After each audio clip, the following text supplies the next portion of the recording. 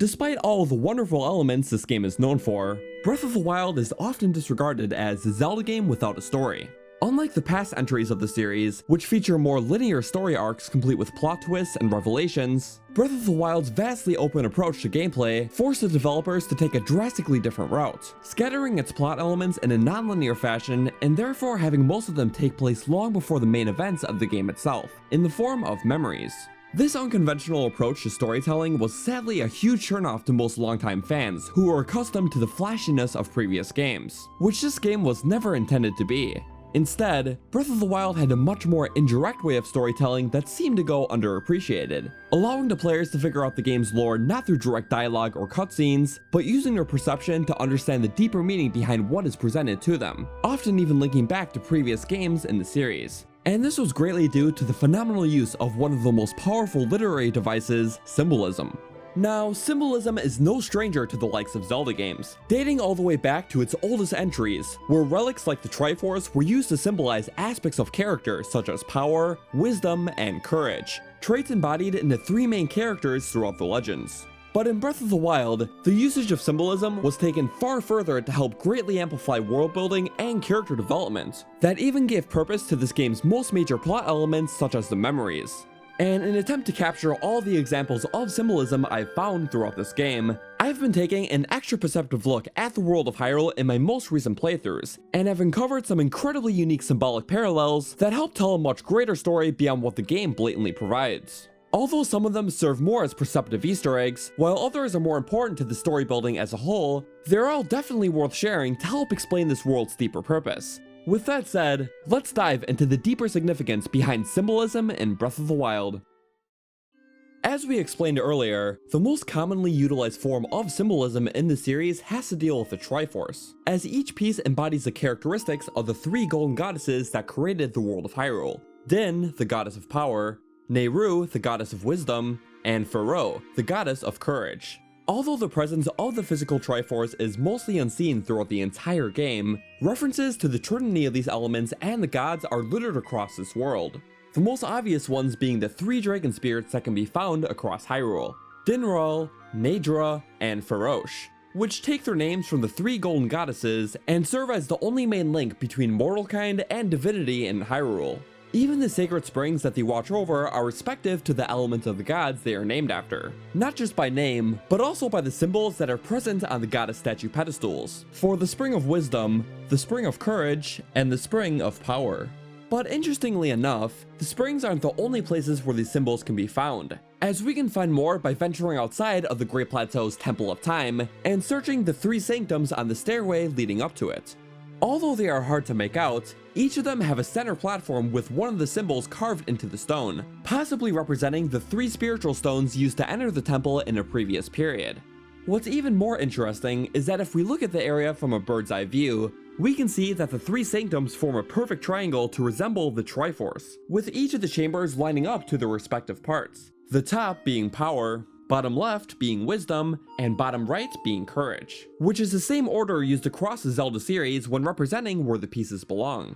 This is a really interesting reference to the past game in itself, but there's one big symbolic attribute about everything we've discussed so far that seems to go largely unnoticed, which are the colors. Now, as you may have seen, the colors used to represent the three elements have been consistent across all of these examples, with red always representing power, blue always representing wisdom, and green always representing courage. I used to think that these similarities didn't stretch much beyond the gods and the dragons, until I noticed a few interesting examples of situations in this game that also use a similar color expression. One of the unique minor ones being the inventory stash upgrading sequences that can be done through Heitsu. If you notice, whenever you give him seeds to do an upgrade, he does a little dance while his maracas glow up brightly, which actually change their color depending on which type of upgrade you do. For weapon stash, they'll glow a bright red, for shields, they'll glow blue, and for bows, they'll be green. And the traits of these weapon types fit the three divine elements pretty well, as things like swords are commonly associated with power, while defensive items like shields are most associated with wisdom. So I thought this was a really unique attention to detail that really shows the care of the little things that went into this world.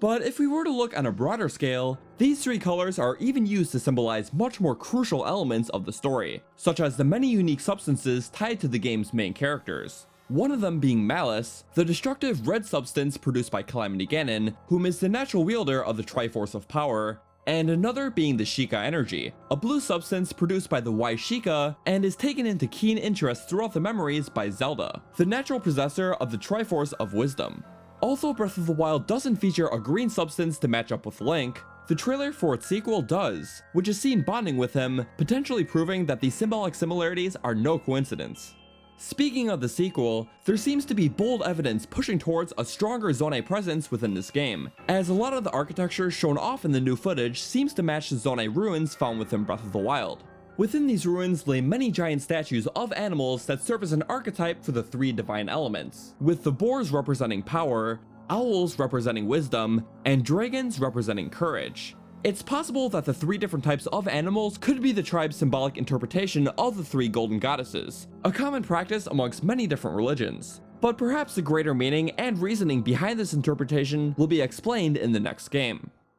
But moving away from references to the golden goddesses, there are many other unique symbolic parallels found within this world, most notably with the Sheikah monks. Given their ancient status, it's likely that they have many parallels to a time long ago, which can be visible by the hand gestures that they make on their pedestals. One great example can be found at the very end of the Trial of the Sword, where Link is greeted by a group of 7 Sheikah monks, whom all hold their hands in interesting yet oddly familiar poses. These hand gestures are meant to resemble the poses that the 7 sages used back in Ocarina of Time to seal away Ganondorf, and the resemblances to the past characters are uncanny. Another really interesting example of the monks gesturing something symbolic can be found on the Great Plateau, where each of the monks in the 4 shrines there hold their hands in a synchronized fashion to form the pieces of the Triforce. And just like the spiritual stone example we mentioned earlier, if we were to connect the 3 shrines where the monks hold pieces up, it forms yet again another Triforce, where each unique piece the monk holds up is in their respective place. It's easy to agree that the care put into these symbolic connections is truly exceptional, and they help form parallels from Breath of the Wild's world to the lore of the long-running Hyrule Kingdom. However, none of the parallels we've discussed so far have much to do with the current story that Breath of the Wild is trying to tell, through its memories and other major plot points. But instead, most of this game's story is told through one symbolic allegory that gave the entire narrative a much deeper meaning: the Silent Princess Flower, referred to as a rare, endangered species that can only thrive out in the wild. Now, you don't have to understand much about Breath of the Wild to know how much of an importance is drawn to it. They can be found at just about every single sacred location in the world, it's mentioned and seen in the cutscenes, and it's even the flower that resides on this game's logo. But realistically, the Silent Princess Flower, in more ways than one, is meant to act primarily as an extension to the character of Zelda, who undergoes a drastic development cycle throughout the course of the memories. So in order to understand the significance of the flower, we must first understand the character arc of Zelda. At the beginning, she struggled greatly trying to achieve her sealing power through vigorous prayer and routine, but always remained unsuccessful. Hindered by her failures, she took her problems out on Link, who she saw as an unfailing antithesis to her own personal journey, which discouraged further progress. However, after witnessing his heroism by saving her from the Yiga clan, Zelda's bitterness towards Link turned to compassion, and instead started relating to Link and his personal struggles as the appointed knight. Despite this, she still felt an immense burden by the entire kingdom and even her father, who discouraged her from focusing on forms of personal expression such as researching the Sheikah tech, and instead guilts her into dedicating every moment of her life towards prayer and routine. This only amplifies Zelda's depression for not fulfilling her duties, which hits its peak when the Great Calamity comes prematurely and she couldn't do anything to stop it, leaving most of her friends and the ones she cared about to die. After running from multiple waves of guardians protected by Link, he eventually cannot keep up with the onslaught, and becomes powerless moments before the next Guardian strike. But in a moment of suspense, Zelda realizes that Link has been a compassionate and loyal companion to her throughout her entire journey, and finds inner meaning and purpose in saving him that awakens her power.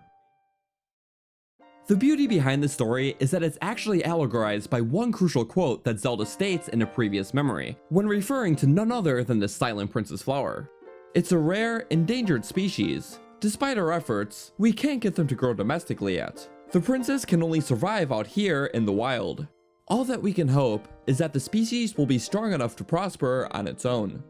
Just like the flower, Zelda's power was not able to unlock through domestic means such as prayer and routine, despite how much effort was put into it. It wasn't until she was allowed an opportunity to find her own self-purpose and meaning where she was able to awaken her power, and therefore flourish out in the wild. This is why at the end of the game, we see a massive hillside filled with silent princesses, symbolizing the completion of Zelda's character arc, as much like the flowers, her powers and possibilities are now able to prosper on their own.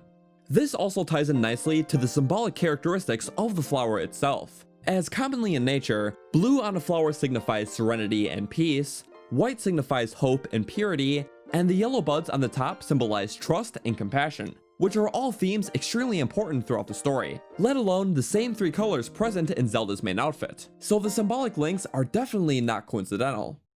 Beyond this, the story also expresses a great deal of symbolism outside of just the flower, specifically when dealing with the connection between Zelda and her father. As explained earlier, one of Zelda's strongest temperaments to unlocking her power was the burden of the kingdom enforced by her father, and when confronted by him about it in one of the memories, Zelda feels powerless and clenches her fist in retaliation. Flash forward 100 years, and we can see the spirit of the king, who now has the guilt of burdening his daughter with no result, plead with Link to save her and reverse all the damage that's been done, and in a powerless effort, clenches his fist, just like his daughter did before him. It's these small, yet vapidly important details that bring out the connections in these characters, and that's ultimately what I really happen to love about it. After all, despite all the other Zelda games that have existed up to this point, this truly feels like the first one to live up to its actual title, The Legend of Zelda, because the entire game is about none other than her story, and how she overcame her personal shortcomings and burden to ultimately fulfill her destiny.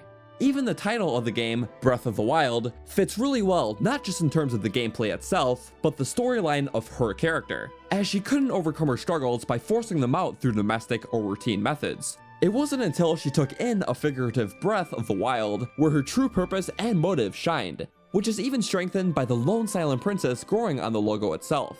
And it's this level of detail that really brings out the reasoning why Breath of the Wild still has one of my favorite stories in the series. It didn't need to rely off any flashy plot twists or revelations like the previous games to be successful, as there's something really special about the art of storytelling through the world and characters that can make a game truly unique. And after all, Breath of the Wild was trying to be unique from the rest of the series in every way possible, so the indirect way of storytelling through the memories and even the world itself really fit the freeform, open-air nature of the game. Whether symbolism was used to give a much deeper meaning to the world around, or even used to flesh out the characters themselves, it's no secret that the implications of this device were key to the story's success, and hopefully it will continue to be used strongly throughout the future entries in the series. But anyways, thank you all so much for watching. This has been a project I've been meaning to make for a while, so I'm glad that I was finally able to express the passion that was put into this game's writing, and hopefully you learned of a few symbolic connections that you may not have figured out in the past. If you enjoyed, please feel free to leave a like and subscribe if you haven't already for more content to follow. Also, a huge shout out to my amazing patrons and YouTube members for supporting the channel. If you would like to help me out here for as little as $1 a month, all the info can be found in the description below. Anyways, thank you all so much for watching, and I'll see you guys in the next one.